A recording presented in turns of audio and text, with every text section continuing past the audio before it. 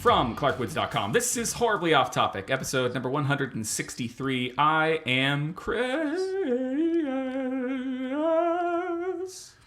And I'm Steve. I don't know why. I don't know where that came from. I'm sorry. I don't want to start. That was like you were in an Enya album.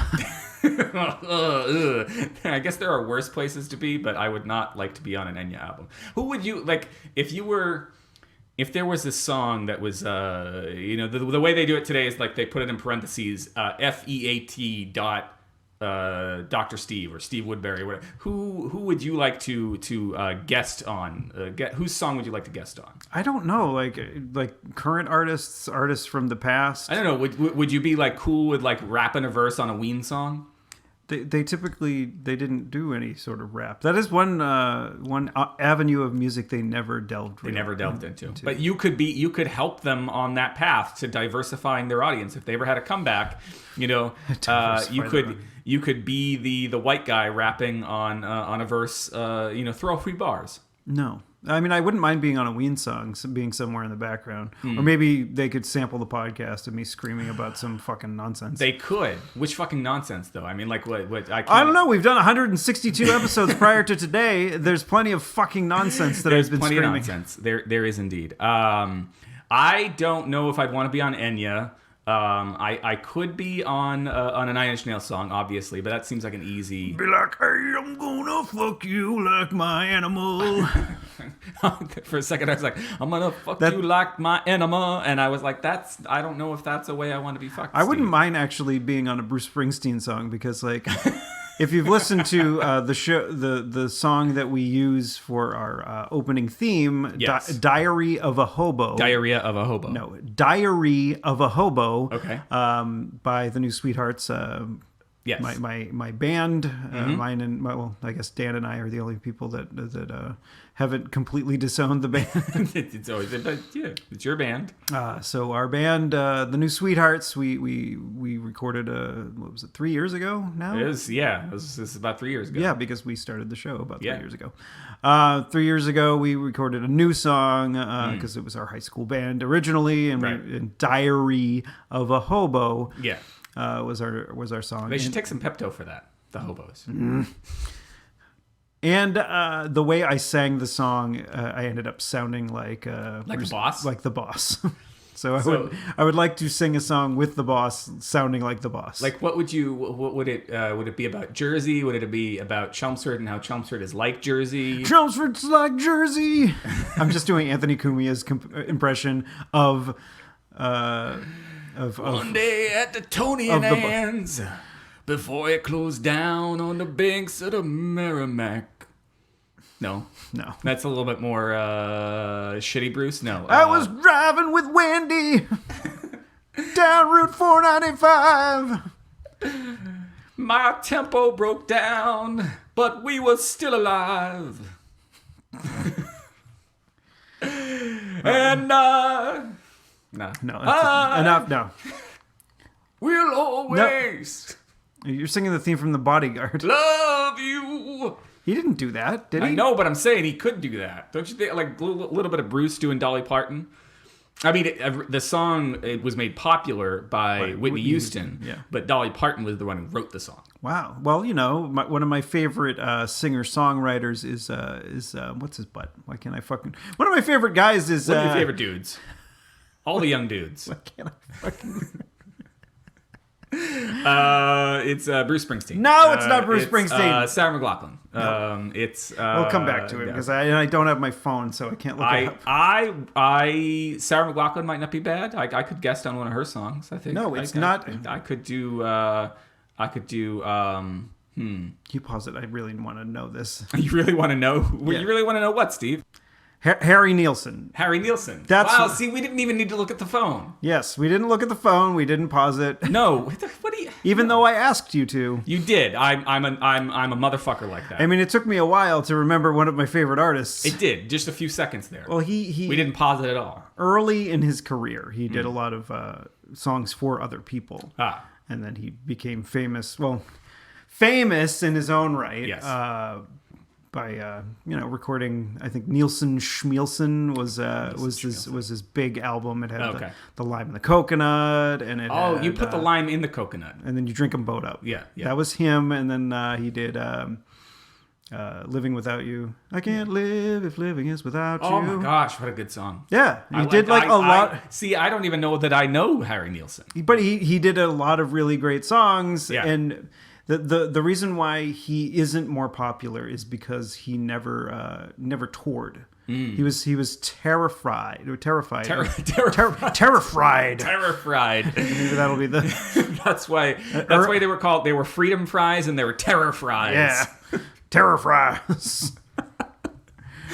That's what. This is how terrorism wins, by you ordering terror fries. Terror fries. That's what all the French fries who refused to change their names to freedom fries during 2001 to 2003 or so. Yeah, so Burger King and McDonald's and Wendy's, they all were terror fries.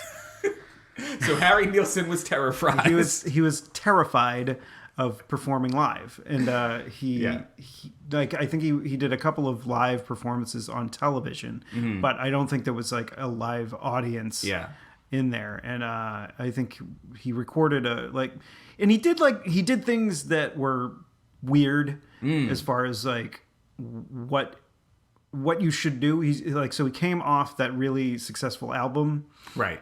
Nilsson Schmielsen. And he followed it up with an album of standards. It's a little strange. Yeah, so it's strange. It's a great album, and it's probably some of the better versions of those songs. Right. Because I've never been a big standards fan. A fan of like the crooners of yore. Oh, the crooners of yore. But like Harry Nilsson has a really nice voice, and he has a great range, and he does all those songs really well. So he unlocked the secret of the lime and the coconut for all of us. So I don't think the man could do any wrong. I think we all have to sort of bow down before his genius. He also did the soundtrack to Popeye, the film with Robin Williams and the girl that Jack Nicholson kills in the Overlook Hotel. Yes. Right? Yes. I've never seen the movie, but that could be an interesting segue in a sec. But he also did the theme for Midnight Cowboy, which is what you were trying to think of before, a few minutes ago. Yeah. Harry Nilsson. I guess I could guest on one of his songs. He's dead. Well, like fucking Tupac is dead, but Tupac's in fucking. I don't think they're going to make Harry Nilsson holograms. They'll probably be too shy to perform live. They couldn't reprogram him. Harry Nilsson hologram. I think that might be a good Terror Fries is good, but Harry Nilsson hologram is pretty good too. So we got two right out of the gate. I'm gonna wait with bated breath tomorrow morning to see what you have decided. Do you remember way back, before, when we did our first show, you're like, why do they have to have titles? And that was you actually said that to me because none of your previous podcasts had titles, but all the podcasts I was listening to had titles for each episode. We had titles. Okay. Well, I thought there was a big controversy at the beginning about why does it have to have a title? And I don't remember this at all. Okay. Well, it was 3 years ago. So it was 3 years. I can't remember yesterday sometimes, and I can't remember one of my favorite singer-songwriters. Oh, but you did. It just took you a second. Yeah. It's not like I'm hungover or anything today. We're just recording early. Yeah. It's a little early. You got hot plans later on. We got hot plans right now. We're doing hot plans right now. I'm going. There's at A4cade in the arcade. That's a bar. That's also an arcade. Yes, it's an arcade bar. It's an arcade bar. Okay. So they have one of those it's right near where in Central Square near where I work. Yeah. So. Yeah, it's almost like there could be another word for that, like an arcade bar, a bar that's an arcade. Yeah, you could probably combine two words. Combine them, and that's what we do in the English language is we come up with a portmanteau. Yeah, that's a word that you taught me earlier on in the show. Yeah, not this show. While we started doing this show. Yeah, it's like when you get a refreshing drink that's made out of tree bark, you get a bark aid. Right? And you just, it's like there could be a word like that for an arcade bar. No, I think it would probably be bark juice. Or no, bark milk. That sounds exciting. You're gonna go do some arcading and some barring. There was this Lewis Black bit where he was talking about soy milk and how it shouldn't be called soy milk. Congratulations, San Francisco! You ruined pizza. Oh. Because that Louis was Black. one of your favorite movies. I do love that movie. I adore that movie. I almost bought a fucking. Oh my God, Steve! What did you? Right, I don't want you to lose your train of thought. Do you know where your train of thought's going? Lewis Black. It was Lewis Black. I was gonna hopefully not butcher a Lewis Black bit. Okay. Like you often butcher Patton bits. That's my job.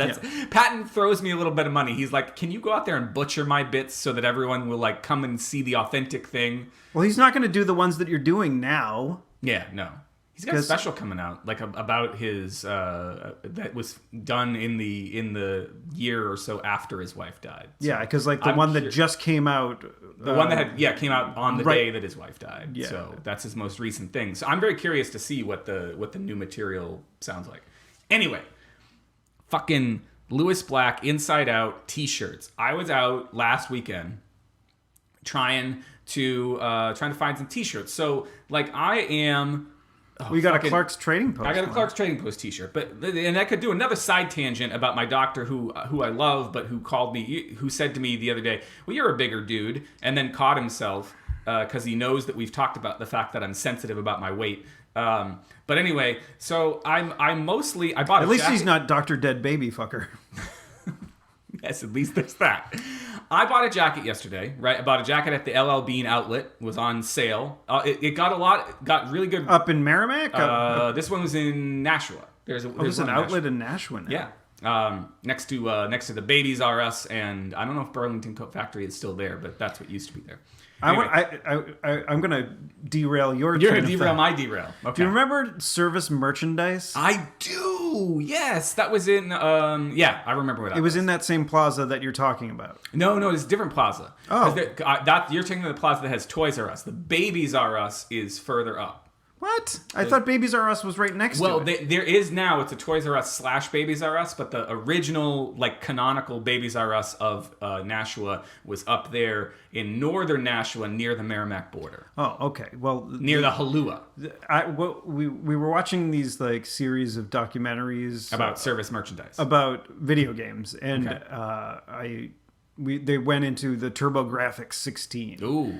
Which in Japan was the PC Engine, a bunch of blah, blah, blah. Yeah. I remember the first time seeing that system, and I think most of my memories, like, start... Because, like, I was watching this document, it went from, like, 1980 to 1989 as far as the history of video games. Yeah. And the things that I remember, I start remembering things at about 1987. Okay. And so, like, I guess my memories are, like...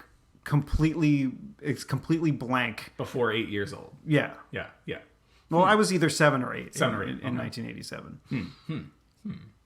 Interesting. Service merchandise, but Service Merchandise had TurboGrafx there, and it was the only place I ever saw them. Interesting. The service merchandise. This relates back to the topic that we said we were going to come back to at some point, but didn't. When Hot Comics closed. I'm pretty sure I have this right. When Hot Comics closed, one of the places that the proprietor of that establishment ended up working in the years afterwards was at that Service Merchandise before the Service Merchandise closed. Jeez. And so I knew... This guy's the fucking retail kryptonite. I knew to stay the fuck away from Service Merchandise because at that point, he was still kind of mad at us. I've seen him in the years since once or twice, and I think everything's okay. But, I don't know why you would be mad at you. That's something you never went into. I don't know that I can go into that too deeply, but maybe we can hold. What is he going to fucking sue you? He might be listening to the podcast. He might be right now. He might be sharpening his knives, loading his gun, deciding he remembers where I live, and he's gonna come out and kill me and my family. Sharpen his shotgun. Why would he kill your family? Like, seriously, what the fuck happened? Hold on. We got 2 derails. We got to go back. I don't care. I've already done the Lewis Black bit. He's like, there's no soy tit. There we go. Go. But I need to finish this very important thing. So all right. We're going back to why these guys don't like you. No. Okay. All right, yeah. We can go back to that. So I went to LL Bean yesterday. I have to backtrack to that, and then I'll backtrack to the original backtrack. And I bought a new raincoat because my previous raincoat didn't. Raincoat? No, not that kind of raincoat. I don't need I that pointed kind of at my raincoat. penis, ladies and gentlemen. I don't need that kind of raincoat. I'm infertile. You don't want to roll those dice though. But No. So anyway, so I go to the LL Bean because I've read good reviews on. I need a new backpack because the zipper on my backpack is like the front pouch is starting to just separate without me doing the zipper, and it's like 10 or 15 years old. Does it lift as well as separate?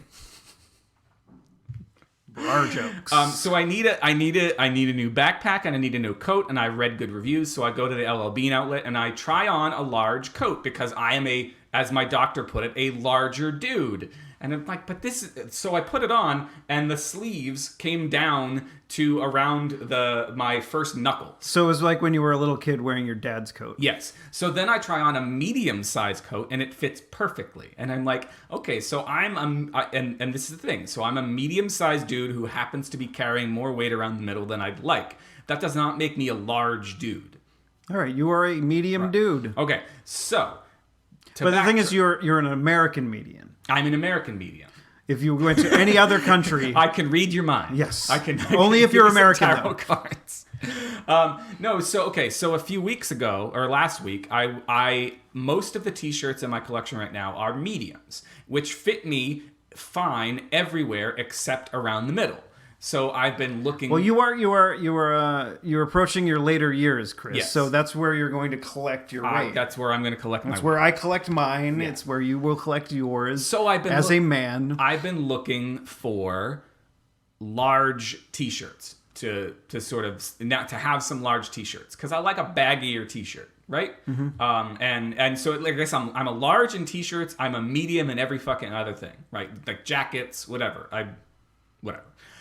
Or whatever. So a couple weeks ago, I was at the Newbury Comics, and I was looking for T-shirts, and I saw a perfect T-shirt for me, and it was not of Louis Black's character from Inside Out, but it was of the character Bing Bong. Now, I don't want to spoil Inside Out for anybody, but it's very racist. But there's this character Bing Bong who's an elephant with I think, does he have a raccoon's tail? I don't know. He's an elephant. He's an imaginary friend.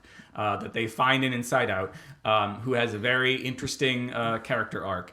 And I'm interested in this. And so I saw this shirt at the Newbury Comics, and it was Bing Bong, and he was smiling a big smile, and I was like, that's perfect, right? Because what color was the shirt? The shirt was black.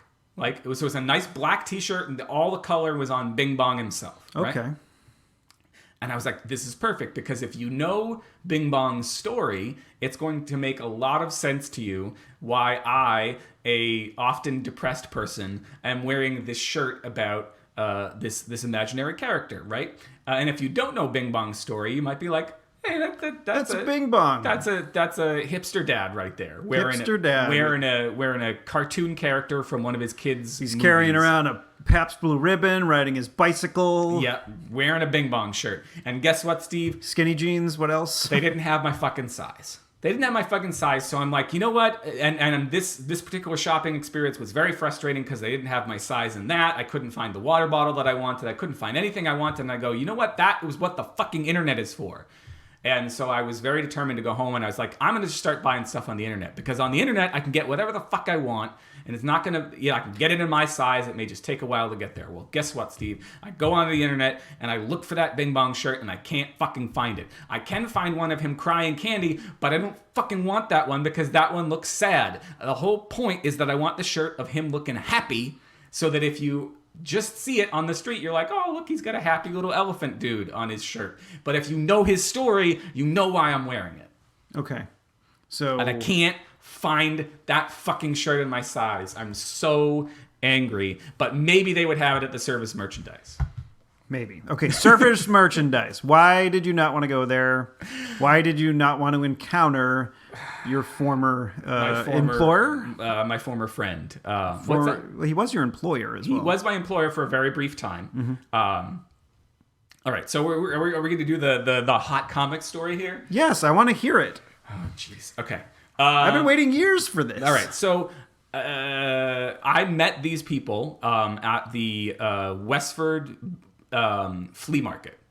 Well, you met them before they had their store. I met them before they had their store. Wow. Oh, So they were selling comics. They were selling comics at the Westford Flea Market. And at this point, I was getting into comics, but I didn't have a regular place where I bought them. I subscribed to a couple directly from Marvel. But it was always frustrating to me because the ones that you subscribed to directly from Marvel came later than the books you could, if you went to the store, you could go and buy the books. And the ones you subscribed to would come after they were already out in the store. And so I was starting to get frustrated. So I went to, there was one in Salem, New Hampshire, that I went to a couple, or that is way too far. There's one in North Chelmsford. There was one in North Chelmsford at the time. I went to that one a little bit. There was one in downtown Lowell. I went to, not downtown Lowell, but off of Plain Street. Okay. There's a one off of Plain Street where there's a Walgreens now. But anyway, so they didn't have a regular place I went to. The one in Salem, I think we ended up there because my mom went up there a bunch, and that just happened to be, there was a comic book store nearby. There was also a flea market up there, and so I don't know if it was just that we were going to flea markets a lot during this period. I don't know.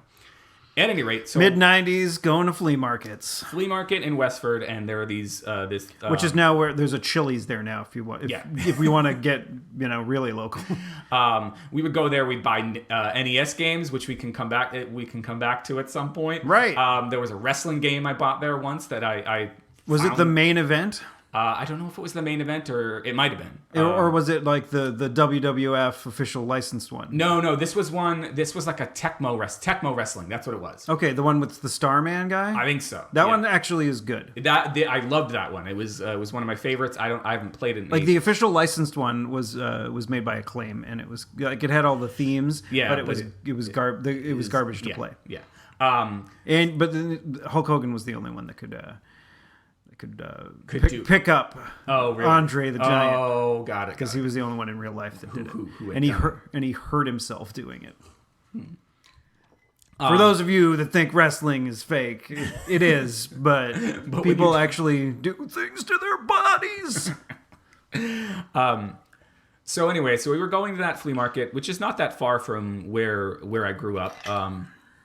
And this was the comics boom was starting, right? So there were multiple people at like flea markets who were selling comics, and it just so happened that this boyfriend-girlfriend duo was selling comics, and that soon they were getting money together to get a storefront in Chelmsford. So the fact that they mentioned that to me, I was like, oh, cool. That'll mean that there's a store that's within walking or biking distance from my house, as opposed to North Chelmsford or any of these other places that are requiring my parents to drive me.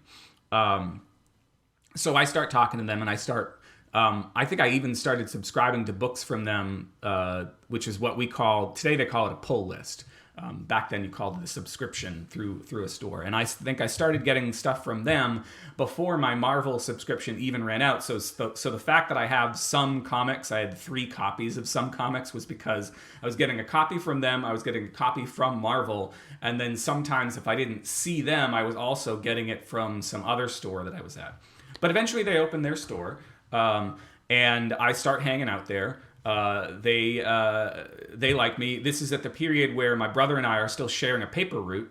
I start playing D&D there. I start playing other role-playing games there. What was your character that you played? Do you remember? Oh, I don't know we had 2 different campaigns. What I remember about this was that we were way too.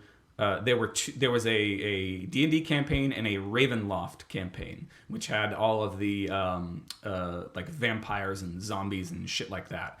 And I don't remember what any of my characters were, but I know that we had 2 campaigns. Where does a raven sleep? In its loft. The Ravenloft. And we had 2 Heroes Unlimited campaigns, which was a Palladium RPG based on superheroes. Which we have talked about. Yes, which we have talked about before.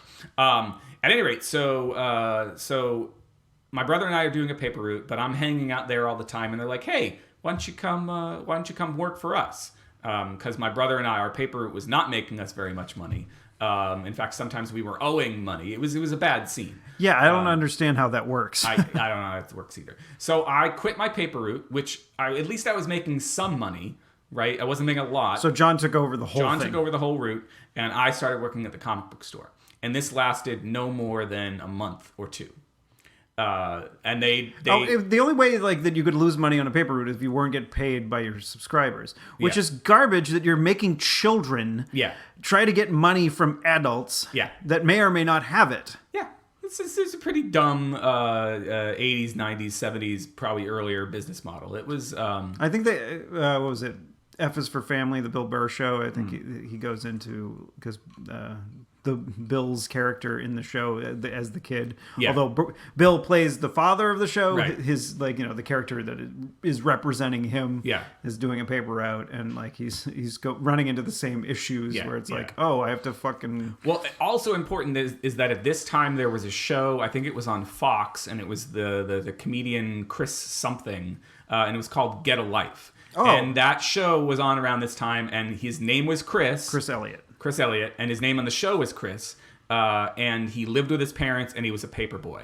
Yeah, but he was an adult, whereas you were still... I was still a teenager, but I got it into my head. I was like, I do not want to be living at my parents' house when I'm an adult. Or listening to REM. Yeah, and what do I do now? I live at my parents' house, and sometimes I listen to REM. You need to get that paper out. The Corolla's good on gas. I mean, he could...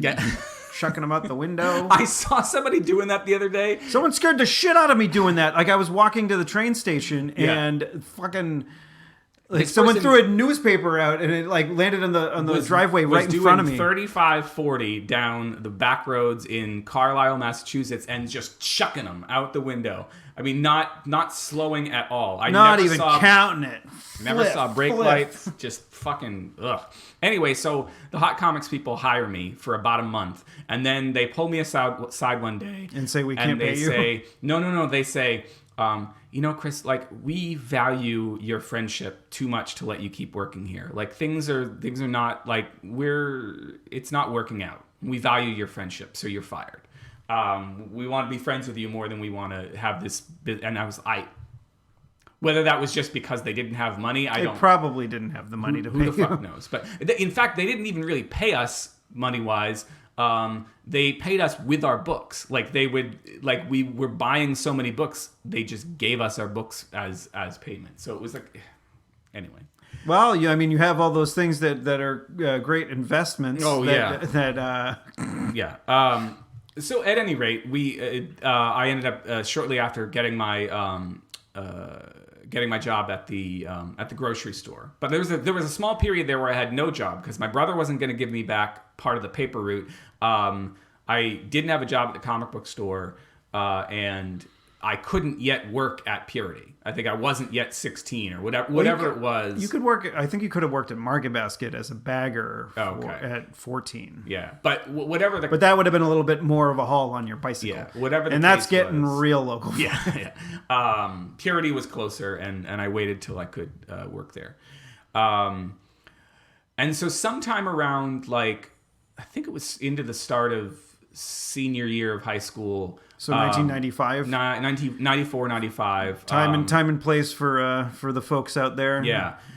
More than 20 years ago. And this is where I don't want to talk out of turn and where I'm going to be a little bit guarded because whatever. But the boyfriend, girlfriend who ran the store were starting to have problems in their relationship. Which, given that we've talked about this before, given that they lived in their store... and slept underneath the comics. I mean, I think the mattress came out at night. It's just the mattress was stowed under the comics during the day. That they were not doing very well. I think there was a lot of strain on that relationship. And anyway, at any point, there was some strain in the relationship, and eventually they headed towards a breakup. And I mean, it's hard to do. Yeah, breakups are hard to do. I mean, wasn't that an old shitty song? I think so. Wasn't that an old shitty song? And so what ended up being the case was that she moved out. She was at first, I think, living on her own, but then eventually got into a relationship with somebody else, a customer from the store. But they were trying to reconcile or something, and so for a little while there... we were driving, I was the one who had the car, and I was driving him. He would close the store, and we would drive to wherever she was.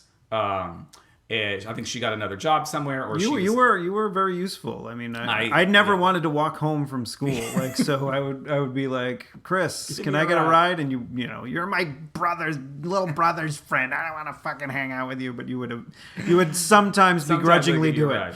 I was such a good person. Yeah, it wasn't that much of a walk. I didn't mind walking in the morning, but I just hated walking home in the evening. In the evening. Well, and sometimes I had to go to work, and I know. Anyway, but I'm just being. So I had to drive. I would drive him, and we were driving to like whatever the mall was in Saugus, the Square One Mall in Saugus at some point, and then we were also driving. There were like 2 or 3 malls we were driving to. I don't know if it's because she had a job there or he had me and John, not my brother, but John Martin. We were like ferrying them back and forth to try and help them reconcile. Were they at least giving you some gas money? I don't remember. They might have been. I mean, that was my stipulation. But like John had been friends with them for a very long time, so like he wanted to help them as best he could, and I had been friends with them now for a couple of years, and I wanted to help them as best I could.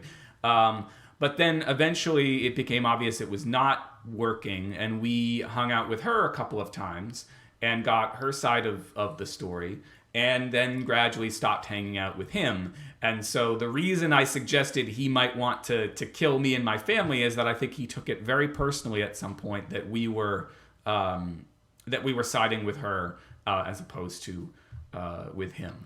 And so, now you know the rest of the story. Yeah, now you know the rest of the story. And so in the years afterwards, I became very nervous.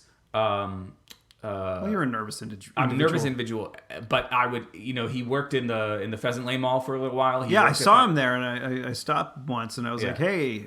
Yeah. And he was like, hey, and that was about it. Yeah. And he worked at the Service Merchandise for a little while. And then he worked at a different mall for a little while, which, during the early years of my relationship with Stephanie, I don't know if it was the North Shore Mall or something like that. Yeah, it might have been North Shore, because her sister was living in Peabody or Salem at that point. I bumped into him and I ran because I didn't know what was going to happen. And then, I really don't think he's holding a grudge. Yeah, well, I saw him. The last time I saw him was on the Lowell commuter rail. Oh, really? I'm getting local for you. Real way back. And he was. I think he was married, and I think they had a kid. And he was. It was. And you spoke to him. I spoke to him. It was cordial. Yeah. So what the fuck would you think that he's like gonna? But who knows? Maybe he's still carrying a grudge after all these years. And, he's just doesn't like me. I mean, it's okay if he doesn't like you. I mean, like I don't think anybody would bear a grudge that bad. Yeah. That they'd want to murder somebody 25 or 22 years later. I'm a little paranoid, Steve. You're fine, Chris. Everything's gonna be fine. So I was saying that during my trips to the flea market where I originally met those guys, one of the things that I bought was video games, and so those video games are long since gone. I think they've been recycled or thrown out or donated somewhere. The NES games, SNES games, but I see here on the table before me, Steve. And I have a Super Nintendo game. Nintendo game, and I don't know, why you might have that. All right, so I just got last week. I set up the spare room, and this past Friday, and we're in that spare room now. We're recording in that spare room. At some point, we should have been keeping a list of all of the various places we've recorded, but I think that's out the window now. Yeah, my shitty apartment in Air. Yeah, various places in the shitty apartment in Air. And we recorded a couple of times in my bedroom of my apartment in Hudson. Yep, we did. We recorded in a car once, a parked car. Parked twice. Car. We did it. Was it both in the same place? One of them was near the Players Ring in Portsmouth. The other one was at an exit. It was at the movie theater. At the movie theater, yeah. Outside of the Cinemagic in Salisbury. Yeah. All the cool places. Couple different rooms in my parents' house. The upstairs room of my parents' house when it wasn't even finished yet. Yep. Yeah, I mean, we recorded a whole bunch of places. And all the great rooms. And now we're in your spare room. Yes, so we're in my spare room. I got this past Friday and hooked it up. the Retron 3. The Retron 3. That sounds like a robot, like a. It is a thing that enables me to play. Not both. It's a trio, which is explains the three. Yeah. NES, Super Nintendo, and Sega Genesis games. Holy shit! It has like the controller ports for each of them all around the sides of the Super Nintendo ones are in the front because the Super Nintendo games are the best. Yeah. And if you want to argue with me about not you particularly, I don't. I agree with you. If you want to argue with me about that, you can send an email to hot@clarkwoods.com and say why Genesis does what Nintendo don't. That was their ad campaign. That's a good one. So the Retron 3. So it plays. Not only that, it plays Super Famicom, and I think Mega Drive games. Nice. Okay. Because the Genesis was called the Mega Drive in Europe, right. And so it's got whatever it needs in there to decode the signal coming out of. Well, the thing is, like with Super Nintendo, and this is why I got a game out. Yeah. There was no like modding process, but if you see these two little knobbies in the back here, yeah, that was what you needed to remove from your Super Nintendo to be able to play Super Famicom games. There was these two like plastic things inside where you put in the cart, right in the back. So if you basically took a soldering, like any sort of thing that would melt those off, right, and then kind of get rid of them, you could put a Famicom game in there, no problem. Sweet. Or Super Famicom. Yeah, Super Famicom game. Your dad got something a long time ago. It was like some sort of pirate, like 350. Oh, that's right. Yeah. Or it was like 100 games in one or something like that. Yeah. Mm-hmm. And it had a bunch of older Nintendo games. Right. But it had this little thing you put on to the cart. Right. And you could put it into your Nintendo. Yeah. And you could play, the cart itself was a Famicom cart. Oh, okay. And the adapter that he had that enabled to play it on the regular Nintendo. Yeah. So basically, your dad had a way to play Famicom games on the Nintendo. I don't think I even realized that. Yeah. I just know that he got obsessed with whatever baseball game that was, and once John got the Super Nintendo, the regular Nintendo became just for that. Baseball Simulator 1000 or 2000. Was it 1000 or 2000? I don't know, but that might have been 2000. By that point, like 2000, everything was 2000 because we were heading towards the year 2000. Heading for the 90s, living in the Wild Wild West. Yeah. Now there's an underappreciated band. What, Escape Club? You mean they had?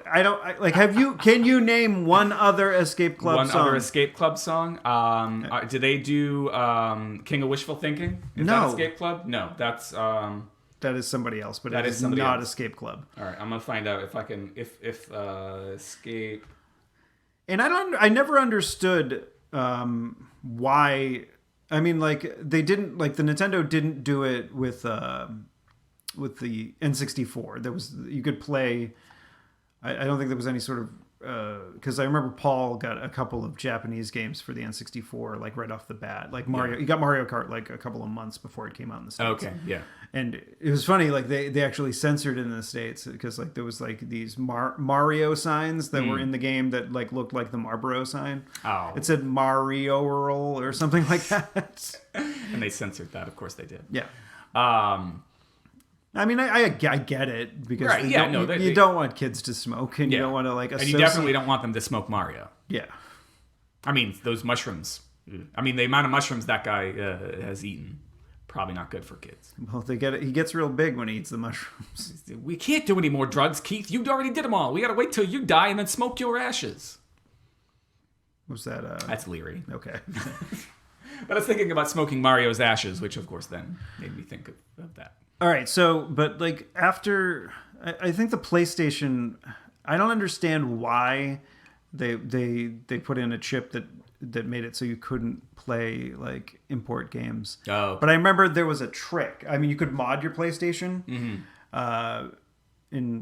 I think mine was modded. I think a friend, not frequent emailer Brian, but other friend of mine, Brian, modded my PlayStation for me. But there was a trick you could do if you didn't do that. So when like the disc was loading up and there was like that I think it was like that wind chimey voice or wind chimey noise. I don't know. I never had a PlayStation. Okay, well, there's a wind chime noise basically that happens, or some sort of whoosh noise. Yeah. When you load up the original PlayStation, like you had to like prop open the disc drive, or like you had to put something in it to make it think like it was closed.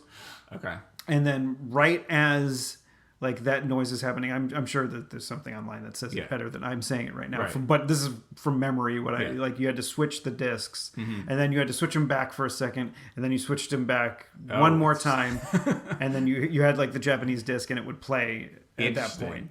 So you were tricking it to read whatever the copy protection or the whatchamahoos it was on the US based disc. Yeah.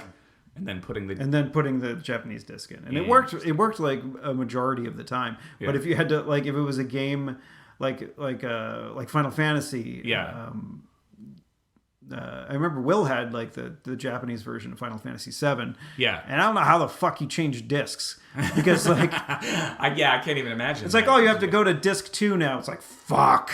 Well, I think they might have asked if you wanted to save right before then, and so he says yes, saves it, shuts it off, and then starts loading it up with the second disc. With the second disc, that's the whole. That would have just been a pain in the ass, but the things we do for.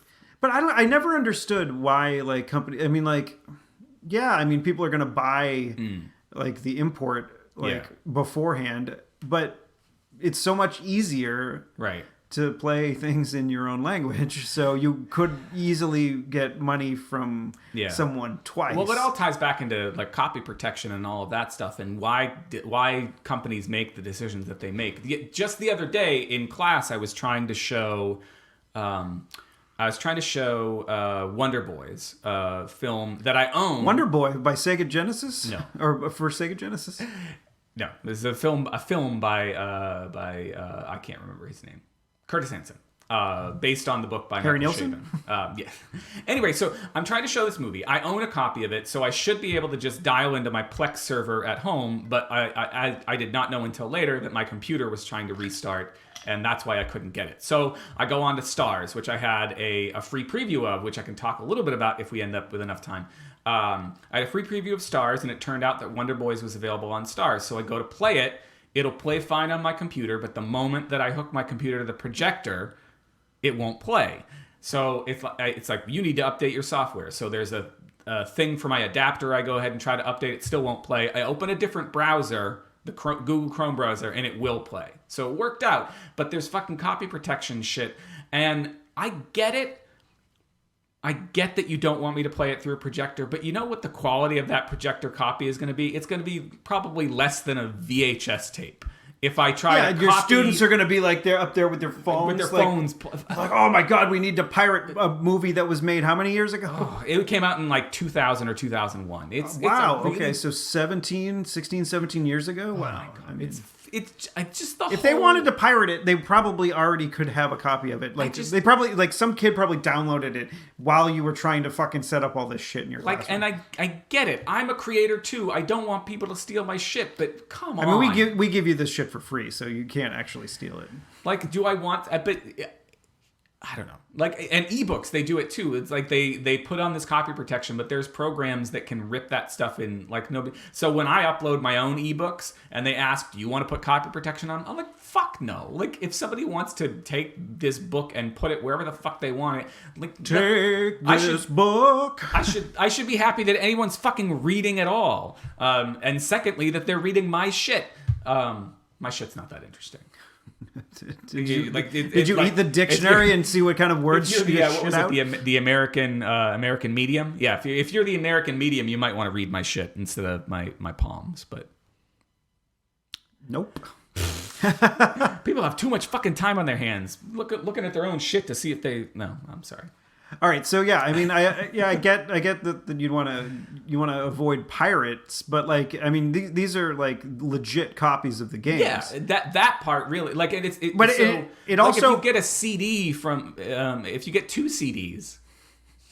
No, if you get like a CD from another country, right? It still plays on a fucking CD player, right? Right. But then, you like, get a there's vinyl record from another country and import, it still plays on your fucking record. and there's like there's DVD players when they first came out that were region locked. Yes. And that was dumb. I mean, like most people, their first DVD player was the PlayStation 2. Right. And that isn't region locked. Yeah. And so that's fine. If you had a PlayStation 2, you were fine. You could watch any DVD from any region. But that kind of shit is dumb. And that kind of shit creates pirating. Yeah. Because if you can't watch something that you paid money for, right, it's like, what the fuck, dudes? Like, it doesn't respect the fact that we are living in and moving towards a global world, right? Like, it's still it's technology and it's companies that are caught up in policies from 20, 30 years ago, where it just it doesn't make any sense to me. I mean, the modding of the PlayStation or whatever, like it allowed you to play games from another region, but it also allowed you to play pirated games. Right.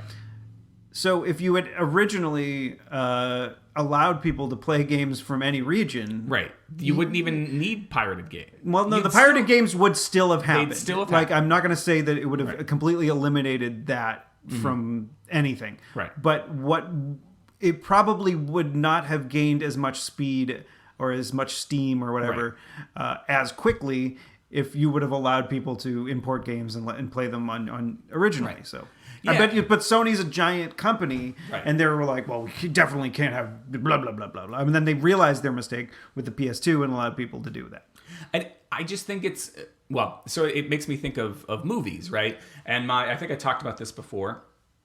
We went vacationing with my family and my extended family this summer.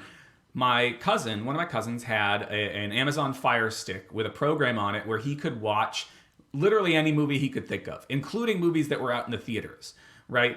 And I think that sort of thing will never entirely go away, but the idea that some of the studios have toyed with of like letting us watch the movie the same day for like 60, 80, 90 bucks in our house.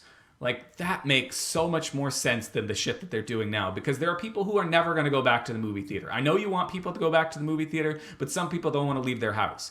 And they're going to find the fucking Amazon Fire Stick or whatever it is that they can watch whenever. But my cousin loved going on there the first couple weeks when there wasn't a high quality copy. And I don't know if he'd be the type that would sit there and pay 90 bucks, but I'd pay 90, like... I wouldn't pay 90 bucks. I'd rather just go to the cinema. Well, but here's the thing. I'm not that much of an introvert. But I have kids, right? And it's hard for me to get out and see all the movies I would like to see. So if there's me and my wife and maybe one or both of my parents want to see a movie that's out in the theater right now, but we don't want to try to find somebody else to watch the kids, and we can pay essentially what we would pay for 3 or 4 of us to go to the movie theaters to watch it on our TV at home, fuck yeah. I'm with you. I would rather go to the movie theater, especially since they've added the new seats and like there are bars there and like it. Well, we went to a movie this week. We went to see It. Ooh, did you? We had our very long list of. I think Becky's going to have to email it to us or email it to you or whatever. Yeah. The ranked list of all the Stephen King miniseries. Oh, all the miniseries. Oh, not all the movies, the miniseries, and then we can do a fucking entire episode on that. Yes. And I imagine it would be further up there on the list. Yeah, the miniseries. The miniseries. But I actually really enjoyed the movie. But the movie theater we went to is in Maynard Center. It's it was renovated back in 2015 or something like that. Okay. Yeah. And it was cool. It was a cool old theater. There wasn't a lot of people there because we went on Thursday night and everybody was watching the Pats game. They lost. Spoilers. They made the bad choice. Yeah, they made the bad choice. You guys made the right one. We made the better choice in watching a really cool movie. I mean, like I liked almost everything in the movie. I didn't dislike like the guy Skarsgård or whatever who played Pennywise, but he's not Tim Curry, and so that was the only thing. Like, because like it's like it's like you have an incredibly big shoes to fill. And I'm sure I'm not the first person that made that fucking joke.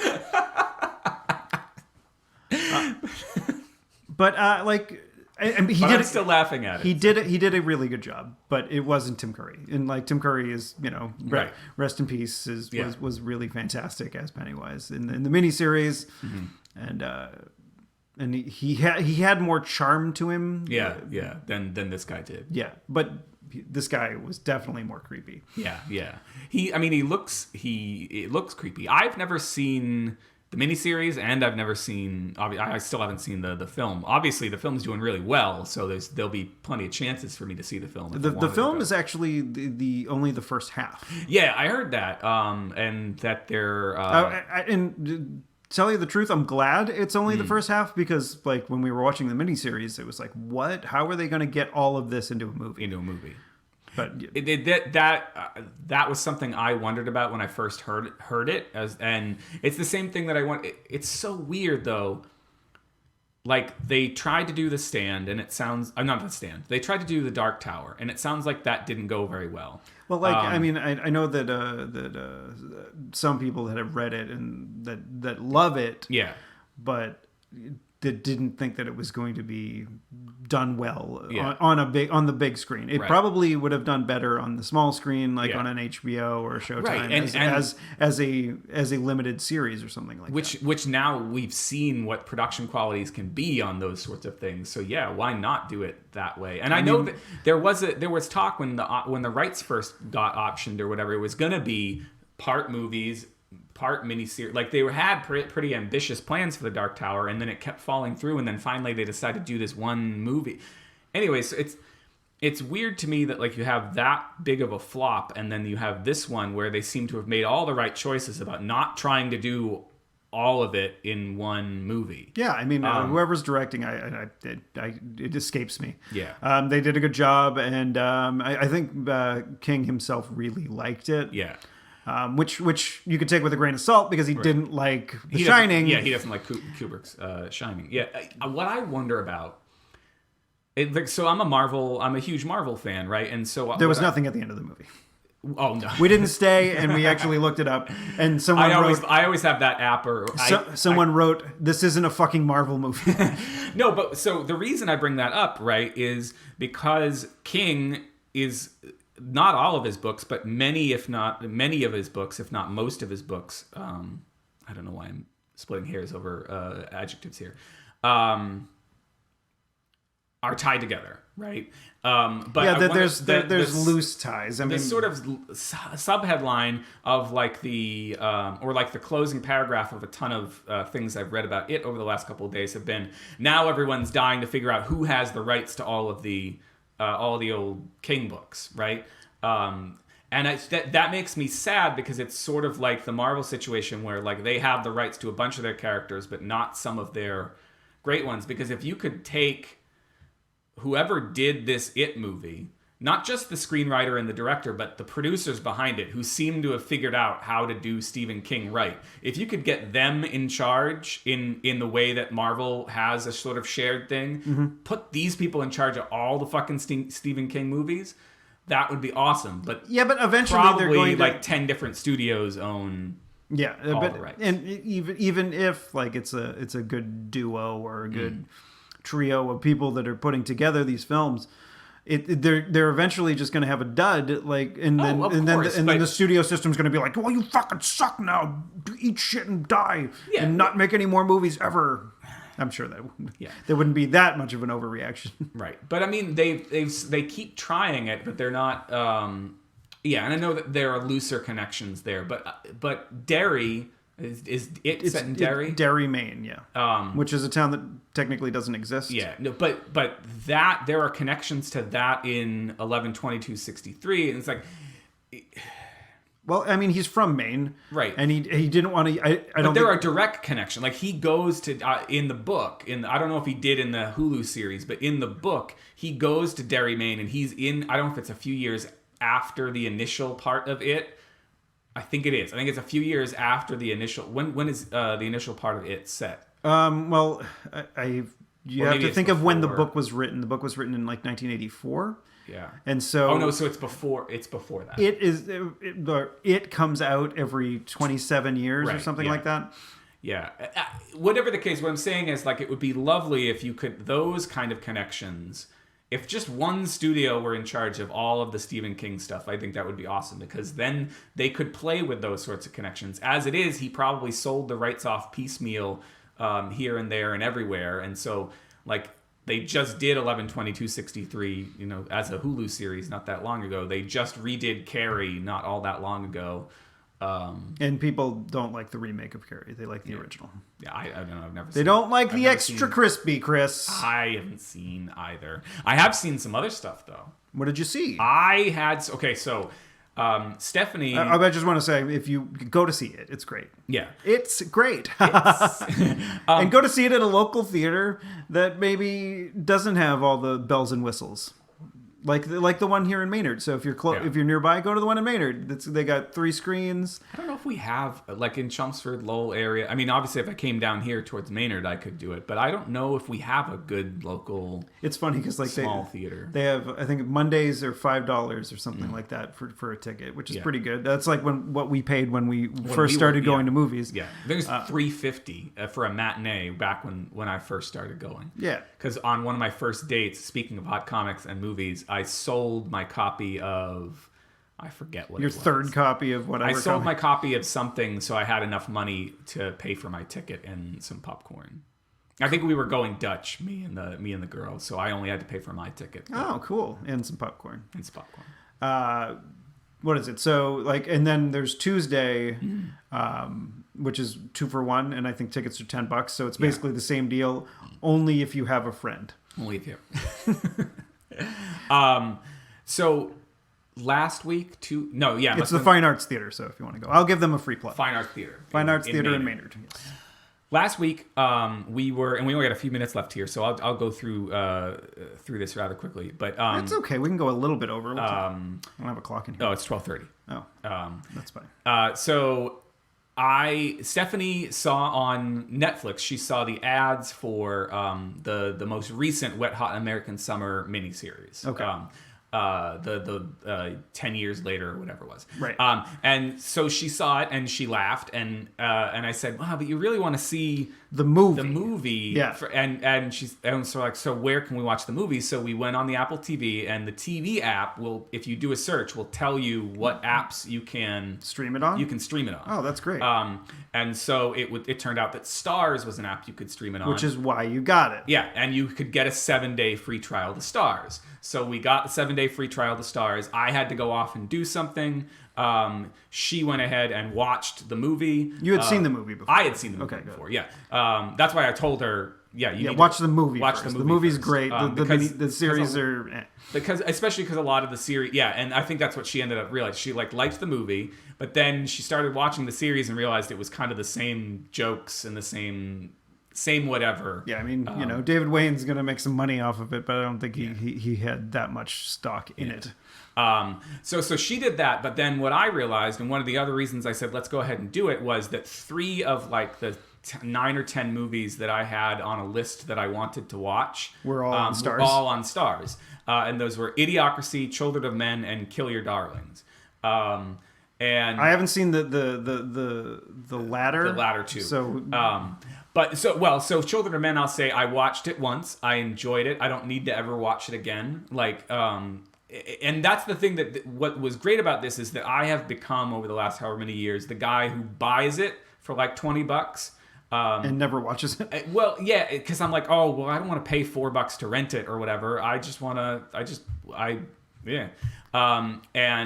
I realized is there's a lot of movies that, like Children of Men, I liked it a lot, but it's not a movie that I'm going to watch a million times, so I don't need to own it. Yeah. And Kill Your Darlings, which somebody recommended to me, I watched like 20 minutes of it. Kill Your Darlings is about the Beat Generation poets or whatever. And murdering children. I think there is a murder in it, but I don't know if it's of children. And I watched like 20 or 30 minutes of it. It was okay, and then it did something really. It had fucking Harry Potter in it.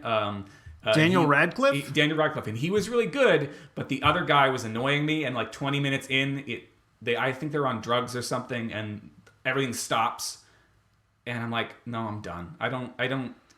Like they're like walking around and everyone else is frozen, but they're on drugs, and because they're on drugs, they have fucking superpowers now. I'm like, no. They could be like Zach Morris, go time out. Yeah, if he fucking did that, I would have kept watching, right? Mark Paul Gosselaar, he could get away with this shit, but not. It wasn't Harry that did it. He was in a season of Weeds, I think, but he never did that. Yeah. Anyway, so I stopped watching that one after 20 or 30 minutes, which was great because that was like, oh, that's a movie I didn't need to buy. I didn't spend any money on that movie. But the first one that I watched, this was the first of the first one of the first Stars movie that I decided to watch was Idiocracy. All right. And I hated it. Yep. I don't. The first time I watched Idiocracy, I was like, "This is garbage. This is fucking stupid." Like, It's not until you like, in almost like people told me this, and I was like, and I didn't believe them. Like, yeah, you need to watch it a second time. And it's not a movie that you want to watch a second time. It's not a movie I ever want to watch again. But the first viewing of Idiocracy that I had, I'm like, I don't understand why anybody likes this. But then it's like when you're watching something with British people in it, you know, and they're speaking English, but yes, your brain isn't processing because there's certain amounts of slang, certain amounts of like heavy accents and whatever, and you're hearing what they're saying, and it's not translating in your brain. Right. So you watch it a second time, you're like, oh, I understand exactly what they're saying. Yeah. So it's dumb. Yeah. It's very it's Beavis and Butt. It's Mike Judge. Yeah. Like, it's very dumb. Right. But it's it's sort of prophetically dumb. I know. Well, so there's a few things there, right? The first time I saw Beavis and Butthead, I liked Beavis and Butthead.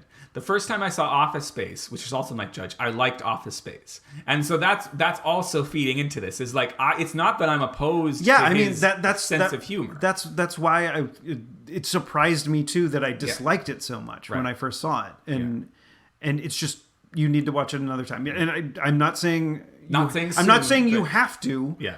And you could just live the rest of your life and never see Idiocracy again. Right. But it's the first viewing of Idiocracy is going to. I mean, I don't think I've met any person that's been like, oh my God, this is the best thing ever. Yeah. No one said that, which is probably why it completely tanked in the theaters and only then got a little bit of a resurgence on DVD and became a sort of cult.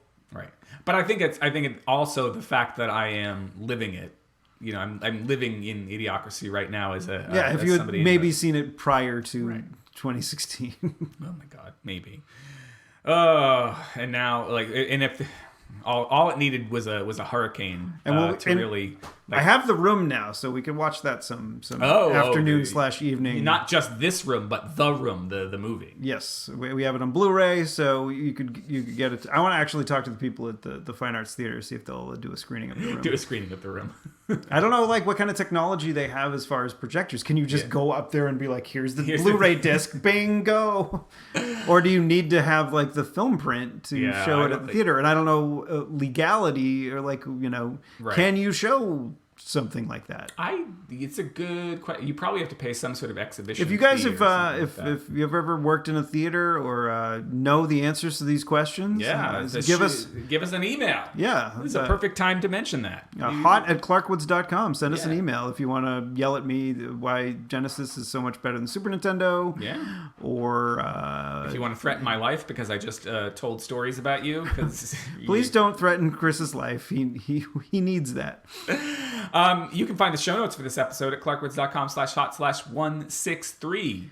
I wasn't going to say anything. I opened my mouth. We already mentioned the email. So if you don't like email and you're on the Twitter, you can get us there. I'm at ECC1977. And I'm at Tuesday is Loser. That's Tuesday IS Loser, all one word. All one. And one for all. And no apostrophes. I don't think you can even have an apostrophe. No, it'll break. Yeah. It's the word Tuesday, the word is, and the word loser all mushed together. Yeah. And while you're at it, you can at Hurricane Irma to fuck off. Yeah. I'm thinking a lot about that stuff. All right, fucking everybody down in Florida, I hope you're okay. Yes. I doubt you listen. Yeah, no, and probably they can't listen because they're fucking electricity and they're... They won't be able to download this one because it's currently hitting them. Yeah. All right, be safe out there, motherfuckers.